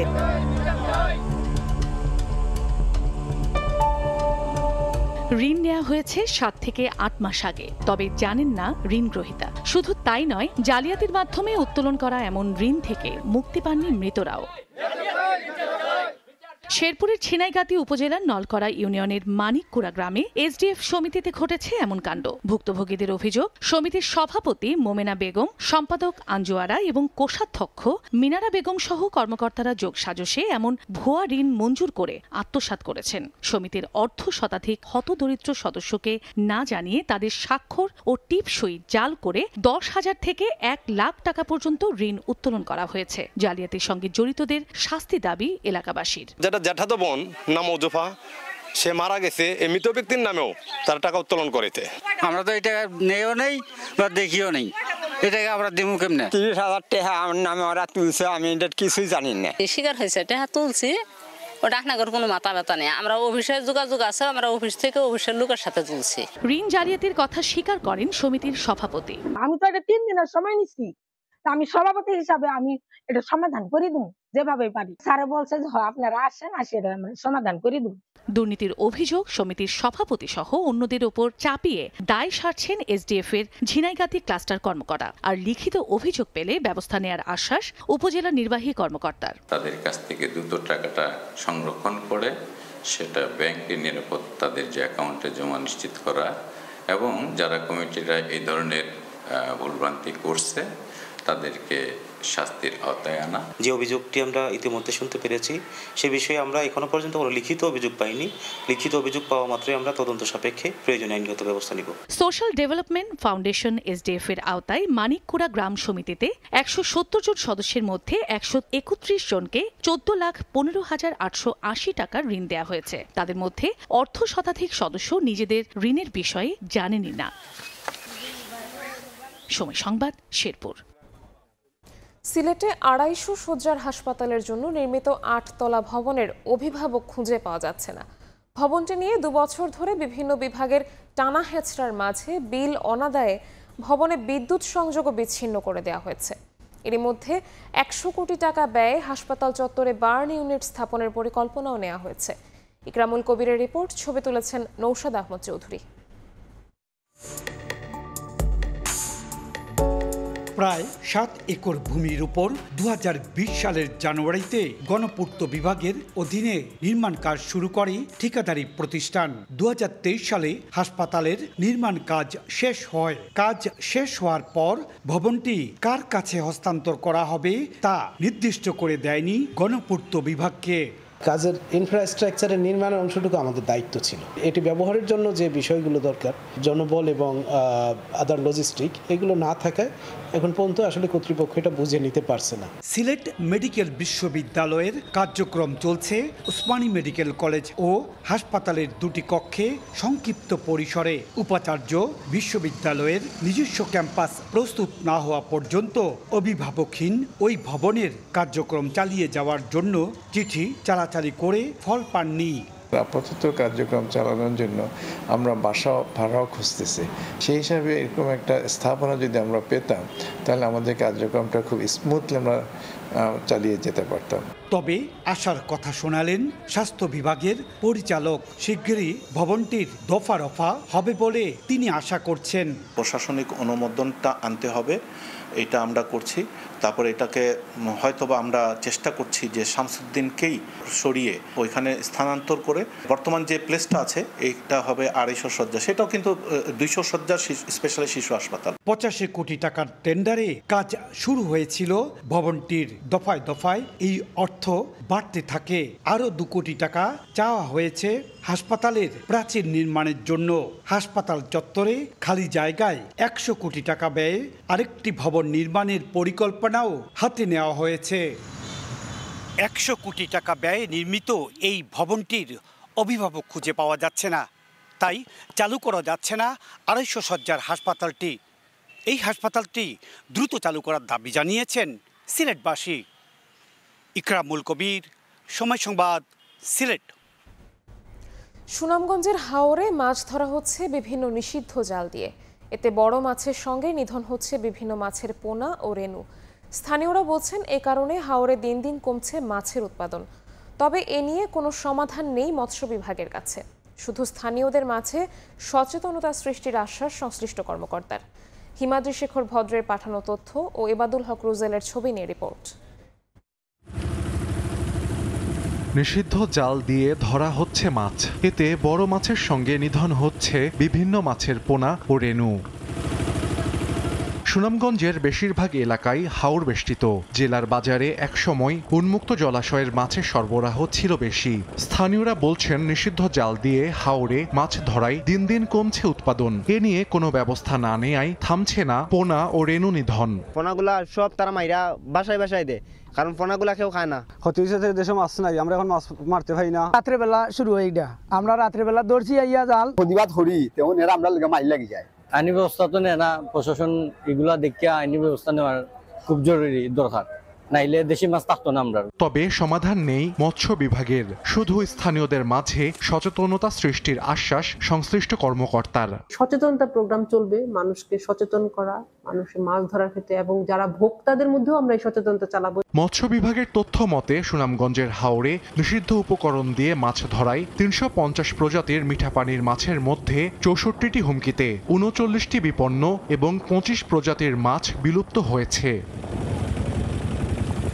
সময় সংবাদ। শকুন রক্ষায় চলছে গবেষণা। পাখিটির অস্তিত্ব রক্ষায় হবিগঞ্জের চুনারুঘাট উপজেলার রেমাকালেঙ্গা বন্যপ্রাণী অভয়ারণ্যে তৈরি করা হয়েছে ভালচার সেফ জোন।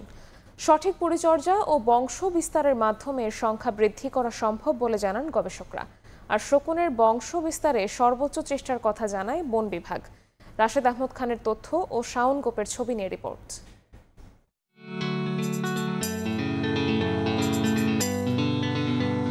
হবিগঞ্জে একসময় অনেক শকুনের বাস ছিল, তবে দিন দিন কমে আসছে এ পাখির সংখ্যা। খাবারের অভাব ও খাদ্যে বিষক্রিয়ায় বর্তমানে প্রজাতিটি বিলুপ্ত প্রায়। এ সংকট কাটাতে চুনারুঘাট উপজেলার রেমা কালিঙ্গা বন্যপ্রাণী অভয়ারণ্যে চলছে শকুনের ওপর গবেষণা ও সংরক্ষণ কার্যক্রম। প্রকল্পের মাধ্যমে তৈরি করা হয়েছে ভালচার সেফ জোন। সেখানে ওষুধমুক্ত মৃত পশু সরবরাহ করে শকুনকে বাঁচিয়ে রাখার চেষ্টা চলছে। শুধু গবেষণা নয়, সচেতনতা তৈরিতেও চলছে নানা উদ্যোগ। সরকার যদি চায় শকুন আরো বাড়ুক, তাহলে একটু খাওয়ান টাওয়ান দিলে শকুন বিলুপ্তর পথে যাইতো না। মরা যেগুলো সেগুলো তারা খায়, এগুলা খেলে পরিবেশের ভারসাম্য রক্ষা হয়। গবেষকরা বলছেন, পরিবেশের ভারসাম্য রক্ষায় শকুন গুরুত্বপূর্ণ ভূমিকা পালন করে। সঠিক পরিচর্যা ও বংশ বিস্তারের মাধ্যমে সংখ্যা বৃদ্ধি করা সম্ভব। বিভিন্ন চিড়িয়াখানায় তাদেরকে ইনব্রিডিং করায়, ক্যাপটিভ ব্রিডিং করায়, তাদেরকে পরিবেশে রিলিজ করা যেতে পারে। তাদের খাদ্যের জন্য একটা নির্দিষ্ট স্থান করা যেতে পারে, যে মৃত পশুগুলো বা প্রাণীগুলো একটা নির্দিষ্ট স্থানে রাখলে সেখানে আস্তে আস্তে শকুনের আনাগোনা হবে। শকুনের বংশ বিস্তারে সর্বোচ্চ চেষ্টার কথা জানায় বন বিভাগ। বর্তমানে রেমাকালেঙ্গা বন্যপ্রাণী অভয়ারণ্য এবং সুন্দরবনে শকুন দেখা যায়, তবে আগের মতো দেখা যায় না। আমরা চেষ্টা চালিয়ে যাচ্ছি যাতে বন্যপ্রাণীর সংখ্যা বৃদ্ধি পায়, শকুনের সংখ্যা বৃদ্ধি পায়। বন বিভাগের তথ্য মতে বর্তমানে রেমাকালিঙ্গা বনবিটে 1/2 শতাধিক শকুন রয়েছে। সময় সংবাদ, হবিগঞ্জ। ভোরের সময় এ ছিল আমার কাছে। পরবর্তী সংবাদগুলো জানাতে সঙ্গে থাকবেন কাজল আব্দুল্লাহ। ধন্যবাদ নিবিড়। পরবর্তী সংবাদগুলো নিয়ে ফিরছি কিছুক্ষণ পরেই। দেখছেন ভোরের সময়, সঙ্গেই থাকুন। জামালপুরে কাশবন সেজেছে অপরূপ সাজে।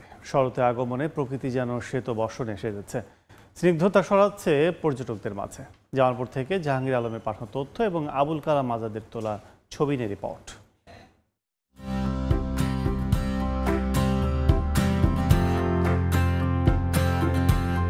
বিস্তীর্ণ প্রান্তর জুড়ে ফুটেছে সফেদ কাশফুল, সাদা মেঘের দখলে আকাশ। পাশেই বয়ে চলছে ব্রহ্মপুত্র নদ, সব মিলিয়ে অপরূপ প্রকৃতি। এই দৃশ্যের দেখা মিলবে জামালপুর শহরের নাওভাঙা চরে। প্রকৃতির এই স্নিগ্ধতা দেখতে প্রতিদিনই সকাল থেকে সন্ধ্যা পর্যন্ত ভিড় থাকে নানা বয়সী পর্যটকের। কেউ ফ্রেমে বন্দি করছেন নিজেকে, কেউ আবার প্রিয়জনের সঙ্গে মেতেছেন খোশ গল্পে। শুভ্র সাদার মায়ায় সময় উপভোগে ব্যস্ত আগতরা। শরৎকালের কাশফুলের সাদা রংটা আমাদের মনে অনেক প্রশান্তি এনে দেয়। মানে কাশফুল দেখলে অন্যরকম ভালো লাগা কাজ করে। দূষণ থেকে এই জায়গাটা আসলে মনে করেন একদম ফ্রেশ আবহাওয়া। পরিবেশটা অনেক সুন্দর, অনেক দূর দূরান্ত থেকে অনেক লোক ঘুরতে আসছে। সারা বছর অপেক্ষা করি কখন এই সময়টা আসবে, আমরা একটু ঘুরতে যাব।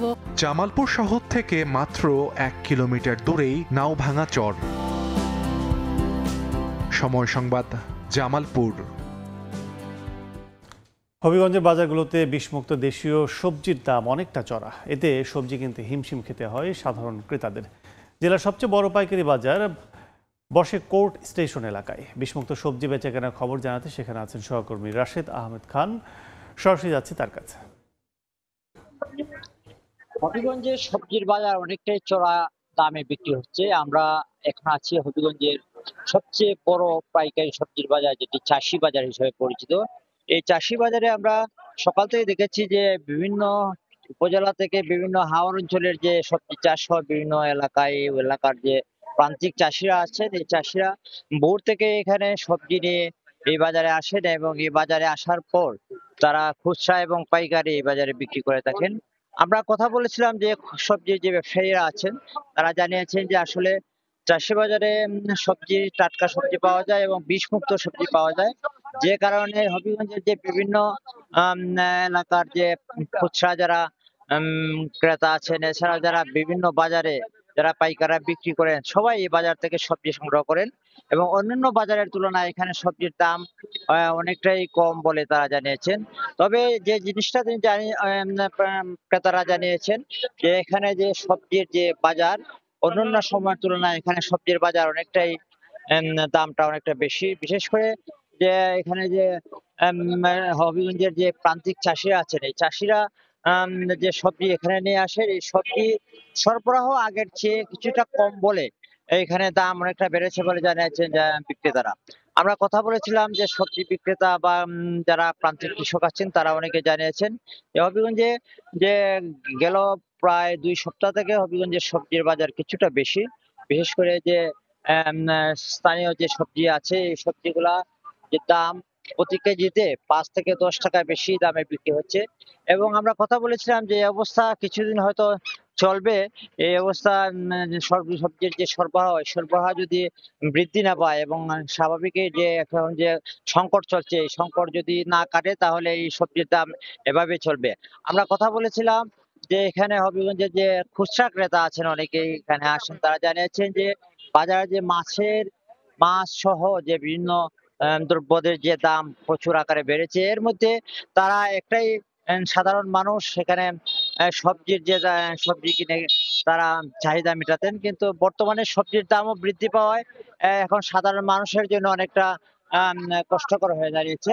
যার জন্য যে সবজির বাজারে যারা আসেন তারা অনেকেই অনেকটা বিভ্রাটে পড়েন দাম নিয়ে এবং এই দাম কিছুদিন চলবে বলে জানিয়েছেন যে সবজি যারা বিক্রি করেন তারা। তো এই ছিল আজকে হবিগঞ্জের সবজির বাজারে আমার কাছে সর্বশেষ। সবজি বাজারের খবর জানতে এতক্ষণ সরাসরি ছিলাম হবিগঞ্জে। দেখছেন ভোরের সময়, সঙ্গে থাকুন। ভারতে জনপ্রিয় অভিনেতা ও রাজনীতিবিদ থালাপতি বিজয়ের সমাবেশে পদদলিত হয়ে শিশুসহ নিহত হয়েছেন অন্তত 38 জন। আহত হয়েছেন প্রায় অর্ধশত। নিহতের সংখ্যা আরও বাড়তে পারে বলে আশঙ্কা করা হচ্ছে। টিভিকে দলের নেতারা অব্যবস্থাপনার দায় স্বীকার না করে অভিনেতার জনপ্রিয়তাকে কারণ হিসেবে দেখিয়েছেন। এমন ঘটনায় শোক ও নিহতদের পরিবারের প্রতি সমবেদনা জানিয়েছেন থালাপতি বিজয়। ভারতের তামিলনাড়ুতে অভিনেতা থেকে রাজনীতিবিদ বনে যাওয়া থালাপতি বিজয়ের দল তামিলাকাভিত্রী কাজাগামের প্রচার সভায় হঠাৎ ভিড়ের ঢেউ আছড়ে পড়ে মঞ্চের দিকে। বাতাসের অভাবে অজ্ঞান হয়ে পড়েন অনেকে। পদদলিত হয়ে প্রাণ হারান নারী, পুরুষ ও শিশু মিলিয়ে বেশ কয়েকজন। আহতদের অনেকের অবস্থা আশঙ্কাজনক। পুলিশের অনুমতি ছিল 30,000 লোকের জন্য, কিন্তু জড়ো হয়েছিলেন প্রায় দ্বিগুণ। প্রবেশপথে ছিল ভয়াবহ জট। ভেঙে পড়ে মঞ্চের চারপাশের ব্যারিকেড। শিশুরা পরিবার থেকে বিচ্ছিন্ন হয়ে পড়ে। ভিড়ের চাপে দম বন্ধ হয়ে যায় অনেকের। বিজয় নিজেও বক্তব্য থামিয়ে অসুস্থদের পানি দেন ও নিখোঁজ শিশুকে খুঁজতে আহ্বান জানান। বিশাল জনসমাগম সামলাতে হিমশিম খায় প্রশাসন ও স্বেচ্ছাসেবকরা। অ্যাম্বুলেন্স ঢুকতে না পারায় স্বেচ্ছাসেবীরাই মানব শৃঙ্খল গড়ে আহতদের বের করে আনে। হাসপাতালে আহতদের চিকিৎসা দিতে হিমশিম খাচ্ছেন চিকিৎসকরা। এ সময় আহতদের পরিদর্শনে আসেন রাজ্যের শিক্ষামন্ত্রী সহ অন্যান্য নেতাকর্মীরা। সামাজিক যোগাযোগ মাধ্যমে এক পোস্টে এ ঘটনায় শোক জানিয়েছেন ভারতীয় অভিনেতা থালাপতি বিজয়। নিহতদের পরিবারের প্রতি সমবেদনা ও আহতদের দ্রুত সুস্থতা কামনা করেছেন তিনি। এ ঘটনায় শোক জানিয়েছেন ভারতের প্রধানমন্ত্রী নরেন্দ্র মোদী। নিহতদের পরিবারকে ক্ষতিপূরণের ঘোষণা দিয়েছেন মুখ্যমন্ত্রী MK স্টালিন। পাশাপাশি চলছে বিচার বিভাগীয় তদন্ত। টিভিকে নেতারা দায় স্বীকার না করে বলছেন বিজয়ের প্রতি মানুষের ভালোবাসায় এমন বিপুল ভিড়কে ডেকে এনেছে। জনসভাটি ছিল থালাপতি বিজয়ের চলমান রাজ্য সফরের অংশ। মালিহা সুহরওয়ার্দী, সময় সংবাদ। রাশিয়ায় রাতভর 115টি ড্রোন হামলায় কেঁপে উঠেছে ইউক্রেন। এদিকে ইউরোপের কোনো দেশে রাশিয়ার হামলার কোনো পরিকল্পনা নেই বলে জাতিসংঘের অধিবেশনে দাবি করেছেন রুশ পররাষ্ট্রমন্ত্রী ল্যাভরভ। তবে যে কোনো আগ্রাসনের জবাব কঠোরভাবে দেয়া হবে বলে সতর্কবার্তা দিয়েছেন তিনি। অন্যদিকে ইউক্রেনের প্রেসিডেন্ট জেলেনস্কি হুঁশিয়ারি দিয়েছেন, রাশিয়া যদি কিয়েভকে অন্ধকারে নিমজ্জিত করে তবে রুশ রাজনীতিতেও অন্ধকার নেমে আসবে। ইউক্রেন রাশিয়া যুদ্ধের 3 বছরের বেশি সময় পেরিয়ে গেলেও প্রতিদিন চলছে নতুন হামলা ও পাল্টা হামলা। ইউক্রেনীয় সামরিক বাহিনী জানিয়েছে শুক্রবার রাতে রাশিয়ার শতাধিক শাহেদ ড্রোন পাঠায়। এর মধ্যে 97টি ভূপাতিত করা হয় দেশের উত্তর, দক্ষিণ, পূর্ব ও মধ্যাঞ্চলে। তবে 17টি স্থানে ড্রোন আঘাত করতে সক্ষম হয়। জাপোরিজ্জিয়ায় একটি সুপারমার্কেট ও আশপাশের গাড়ি ক্ষতিগ্রস্ত হয়েছে। এতে বেশ কয়েকজন হতাহত হন। ইউক্রেনের খেরসুনেও রুশ হামলায় বেশ কয়েকজন হতাহত হয়েছেন। ওডেসায় একটি রেলপথ ক্ষতিগ্রস্ত হয়েছে। Госпожа председатель, জাতিসংঘ সাধারণ পরিষদের ভাষণে রুশ পররাষ্ট্রমন্ত্রী ল্যাভরভ পশ্চিমা দেশগুলোর বিরুদ্ধে হুমকি চাপের নিন্দা করেন। ল্যাভরভ বলেন, পশ্চিমা দেশগুলো ইচ্ছাকৃতভাবে তৃতীয় বিশ্বযুদ্ধের ভয় ছড়িয়ে দিচ্ছে। রাশিয়াকে ন্যাটো ও ইউরোপ আক্রমণের পরিকল্পনাকারী বলে অভিযুক্ত করা হচ্ছে বলে ক্ষোভ প্রকাশ করেন তিনি। বলেন, ন্যাটো ও ইউরোপীয় ইউনিয়নের বিরুদ্ধে রাশিয়ার কোনো হামলার পরিকল্পনা নেই, তবে যে কোনো আগ্রাসন কঠোরভাবে প্রতিহত করা হবে। যুক্তরাষ্ট্রের মধ্যস্থতায় যুদ্ধবিরতির সম্ভাবনার কথা উল্লেখ করেছেন তিনি। আলাস্কায় সাম্প্রতিক শীর্ষ বৈঠকের পর দুই দেশের মধ্যে সংলাপ এগিয়ে নেওয়ার ভিত্তি তৈরি হয়েছে বলেও মন্তব্য করেন রুশ পররাষ্ট্রমন্ত্রী। বর্তমান মার্কিন প্রশাসনের মনোভাবের মধ্যে আমরা দেখতে পাচ্ছি যে তারা শুধু ইউক্রেন সংকটের বাস্তবসম্মত সমাধানে অবদান রাখতে চায় না, বরং কোনো তাত্ত্বিক মত বা আদর্শের পেছনে না পড়ে বাস্তবসম্মত সহযোগিতা করতে চায়। বিশ্বের পরিস্থিতি নিয়ন্ত্রণে রাখার বিশেষ দায়িত্ব রয়েছে রাশিয়া ও যুক্তরাষ্ট্র। যদিও ল্যাভরভের এমন দাবি প্রত্যাখ্যান করে ইউক্রেনের প্রেসিডেন্ট ভলোদিমির জেলেনস্কি দাবি করেছেন, ইউক্রেন ছাড়া আরও একটি ইউরোপীয় দেশে হামলার পরিকল্পনা করছে রাশিয়া। তবে কোন দেশ তা বলেননি তিনি। এ সময় জেলেনস্কি হুঁশিয়ারি দিয়ে বলেন, যদি ইউক্রেনের রাজধানী কিয়েভ বিদ্যুৎহীন হয়ে পড়ে তবে রুশ রাজধানীতেও অন্ধকার নেমে আসবে। আগামী সপ্তাহগুলোতে ইউক্রেনীয় কর্মকর্তারা যুক্তরাষ্ট্র সফর করবেন বলে জানিয়েছেন ইউক্রেনের প্রেসিডেন্ট। আলোচনায় থাকবে $9,000 কোটি অস্ত্র চুক্তি, দীর্ঘ পাল্লার ক্ষেপণাস্ত্র ও যৌথ ড্রোন উৎপাদনের পরিকল্পনা। মালিহা সুহরওয়ার্দী, সময় সংবাদ। ইরানের ইউরেনিয়াম যুক্তরাষ্ট্রের কাছে হস্তান্তরের শর্তে নিষেধাজ্ঞা 3 মাস পেছানোর প্রস্তাব দিয়েছেন ট্রাম্প প্রশাসন। এই প্রস্তাবকে অগ্রহণযোগ্য আখ্যা দিয়ে প্রত্যাখ্যান করেছেন ইরানের প্রেসিডেন্ট মাসুদ পেজেশকিয়ান। পাশাপাশি ইরানের ওপর নিষেধাজ্ঞা পুনর্বহাল নিয়ে জাতিসংঘ নিরাপত্তা পরিষদের সিদ্ধান্তকে অবৈধ বলে ঘোষণা করেছে রাশিয়া।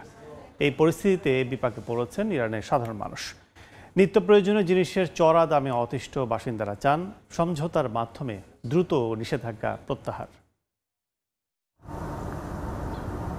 একদিকে দেশের অর্থনীতির ভঙ্গুর দশা, অন্যদিকে পরমাণু কর্মসূচি রক্ষা করার প্রয়োজনীয়তা, দুয়ে মিলিয়ে কোন ঠাসা হয়ে পড়েছে ইরান। ক্ষমতার এই লড়াইয়ের প্রভাব রাজনীতির ময়দানের পাশাপাশি পড়ছে সাধারণ মানুষের দৈনন্দিন জীবনেও। শুক্রবার জাতিসংঘ সাধারণ পরিষদে ইরানের ওপর নতুন করে নিষেধাজ্ঞা আরোপের সিদ্ধান্তের পর থেকেই তেহরানের বাসিন্দাদের মধ্যে দেখা দিয়েছে উদ্বেগ, উৎকণ্ঠা। নিত্য প্রয়োজনীয় জিনিসের চড়া দামে নাজেহাল দশা তাদের। এ অবস্থায় সাধারণ মানুষের কথা মাথায় রেখে প্রশাসনকে সমঝোতার আহ্বান জানান বাসিন্দারা। সরকারের সিদ্ধান্ত নেওয়ার আগে জনগণের মতামত নেওয়া উচিত। আমরা সমঝোতা চাই, এটি এখন একমাত্র সমাধান। বর্তমান পরিস্থিতি বিবেচনায় পরবর্তী পদক্ষেপ আলোচনা করতে ব্রিটেন, ফ্রান্স ও জার্মানিতে নিযুক্ত ইরানের রাষ্ট্রদূতদের ডেকেছে তেহরান। স্থানীয় গণমাধ্যম জানায়, জাতিসংঘের এই সিদ্ধান্তকে 3টি ইউরোপীয় দেশের দায়িত্বজ্ঞানহীন পদক্ষেপ বলে আখ্যা দিয়েছে দেশটির পররাষ্ট্র মন্ত্রণালয়। এছাড়াও ইরানের ওপর নিষেধাজ্ঞা পুনর্বহাল নিয়ে জাতিসংঘ নিরাপত্তা পরিষদের সিদ্ধান্তকে অবৈধ বলে ঘোষণা করেছে রাশিয়া। জাতিসংঘে নিযুক্ত রাশিয়ার প্রতিনিধি বলেন, এই আদেশ নবায়নে জাতিসংঘ সচিবালয়ের কোনো আইনি ভিত্তি নেই। এদিকে স্ন্যাপব্যাক বা পুনরায় নিষেধাজ্ঞা আরোপ কার্যকর হওয়ার আগে ইরানকে আরেকটি প্রস্তাব দিয়েছে যুক্তরাষ্ট্র। ইরানের মজুত করা ইউরেনিয়াম ওয়াশিংটনের কাছে হস্তান্তরের শর্তে 3 মাসের জন্য নিষেধাজ্ঞা পেছাতে পারে ইরান। তবে এই প্রস্তাবকে অগ্রহণযোগ্য আখ্যা দিয়ে তা প্রত্যাখ্যান করেছে ইরানের প্রেসিডেন্ট মাসুদ পেজেশকিয়ান। তার দাবি, এমন কোনো নিশ্চয়তা নেই যে যুক্তরাষ্ট্র 3 মাস পর নতুন করে নিষেধাজ্ঞার ভয় দেখিয়ে আবারও কোনো দাবি উত্থাপন করবে না। পেজেশকিয়ান বলেন, এর আগে একই শর্তে 1 মাসের জন্য নিষেধাজ্ঞা পেছানোর প্রস্তাব দিয়েছিল ফ্রান্স। সাদিয়া তাসনিম, সময় সংবাদ। জাতিসংঘের 80তম অধিবেশনেও দেখা গেল ভারত পাকিস্তান দ্বৈরথের। পাকিস্তানকে সন্ত্রাসবাদের কেন্দ্রবিন্দু হিসেবে আখ্যা দিয়েছেন ভারতের পররাষ্ট্রমন্ত্রী এস জয়শঙ্কর। অপারেশন সিঁদুরের মধ্য দিয়ে সন্ত্রাসবাদের বিচার করেছে মোদী সরকার বলে দাবি করেন তিনি। এর আগে পাকিস্তানের প্রধানমন্ত্রী শাহবাজ শরীফ ভারতের বিরুদ্ধে বিজয়ী হওয়ার দাবি করেন। পেহেলগামের সন্ত্রাসী হামলার পর রাজনৈতিক অঙ্গন থেকে শুরু করে প্রায় সব ক্ষেত্রেই দেখা গিয়েছে ভারত পাকিস্তান উত্তেজনা। এবার সেই বাড়তে থাকা পারদের প্রভাব পড়েছে জাতিসংঘের 80তম সাধারণ অধিবেশনে। শুক্রবার জাতিসংঘের মঞ্চে দেয়া বক্তব্যে পাকিস্তানের প্রধানমন্ত্রী শাহবাজ শরীফ সাম্প্রতিক সামরিক যুদ্ধে ভারতের বিরুদ্ধে বিজয়ের দাবি করেন। বলেন, ভারত দম্ভ ভরে হামলা চালালেও ইসলামাবাদ তাদেরকে লজ্জিত করে ফিরিয়ে দিয়েছে। যদিও পাকিস্তানের প্রধানমন্ত্রী ভারতের সঙ্গে আলোচনার বিষয়ে আগ্রহ দেখিয়েছেন। অধিবেশনে তিনি জানান, পাকিস্তান ভারতের সঙ্গে সব অমীমাংসিত বিষয়ে যৌক্তিক, বিস্তৃত ও ফলপ্রসূ আলোচনার জন্য প্রস্তুত। যুদ্ধ বন্ধে মার্কিন প্রেসিডেন্ট ডোনাল্ড ট্রাম্পের প্রতিও কৃতজ্ঞতা জানান তিনি। President Trump's efforts for peace helped avert a more threatening war in South Asia. Had he not intervened timely and decisively, the consequences of a full-fledged war would have been catastrophic. এ সময় উপস্থিত ভারতীয় কূটনীতিবিদ বেতাল গাহলোট প্রতিক্রিয়া পর্বে বলেন, বিমান ঘাটির পোড়া hanger ও ধ্বংস হওয়া রানওয়ে যদি বিজয়ের চিহ্ন হয়, তবে সেই জয় পাকিস্তানি ভোগ করুক। তিনি মনে করিয়ে দেন, সন্ত্রাসী হামলা ঠেকাতে নয়, বরং তাদের রক্ষায় পাকিস্তানি জাতিসংঘে ভেটো দিয়েছে। শনিবার জাতিসংঘের 80তম অধিবেশনে বক্তব্য রাখেন ভারতের পররাষ্ট্রমন্ত্রী এস জয়শঙ্কর। পেহেলগামে এপ্রিলের সন্ত্রাসী হামলায় পর্যটক হত্যার প্রসঙ্গ টেনে তিনি বলেন, ভারত জনগণকে রক্ষায় সন্ত্রাসীদের বিচার করেছে। পাকিস্তানকে সরাসরি সন্ত্রাসের কেন্দ্রবিন্দু আখ্যা দিয়ে তিনি আন্তর্জাতিক সহযোগিতা জোরদারের আহ্বান জানান। Countering terrorism is a particular priority because it synthesizes bigotry, violence, intolerance and fear. India has confronted this challenge since independence, having a neighbor that is an epicenter of global terrorism. এ সময় জয়শঙ্কর স্থায়ী ও অস্থায়ী সদস্যপদ বিস্তারের মাধ্যমে নিরাপত্তা পরিষদকে সংস্কারের জন্য জাতিসংঘের প্রতি আহ্বান জানান। আন্তর্জাতিক পর্যবেক্ষকরা বলছেন, এই প্রকাশ্য মুখোমুখি অবস্থান কেবল দুই দেশের সম্পর্ককে উত্তপ্ত করেনি, বরং জাতিসংঘের সাধারণ পরিষদকেও রূপ দিয়েছে কূটনৈতিক লড়াইয়ের মঞ্চে। মালিহা সুহরওয়ার্দী, সময় সংবাদ।